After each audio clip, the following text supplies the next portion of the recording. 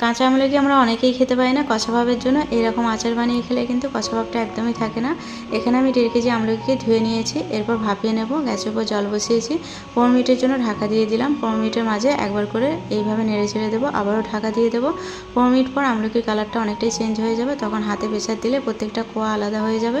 আর মাঝখান থেকে বীজটা ফেলে দেবো। সবগুলো আমলকি এইভাবে ছাড়িয়ে নেব। আর সেদ্ধ করে জলটা ফেললে হবে না, তাহলে জলের সঙ্গে খাদ্যগুণটা বেরিয়ে যাবে।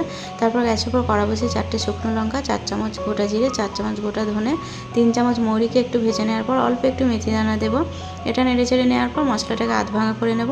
আর একটা প্যান বসিয়ে তাতে 4 চামচ সরষের তেল, সামান্য একটু হিং দিয়ে নেড়ে চেড়ে নেওয়ার পর আমলকিগুলো দিয়ে দেবো। আর 3 থেকে 4 মিনিট হাই হিটে আমলকিগুলোকে একটু ভেজে নেব। তারপর স্বাদ অনুযায়ী নুন, সামান্য একটু বিট নুন, 1 চামচ কাশ্মীরি লঙ্কা গুঁড়ো আর ভেজে রাখা মশলাটা দিয়ে একটু নেড়ে চেড়ে নেওয়ার পর মিষ্টির জন্য গুড় দেবো। চাইলে চিনি দিয়েও করতে পারেন। গুড়টা দেওয়ার পর নেড়ে চেড়ে মিশিয়ে নিয়ে হাই হিটে একটু মাখা মাখা করে নামিয়ে নেব।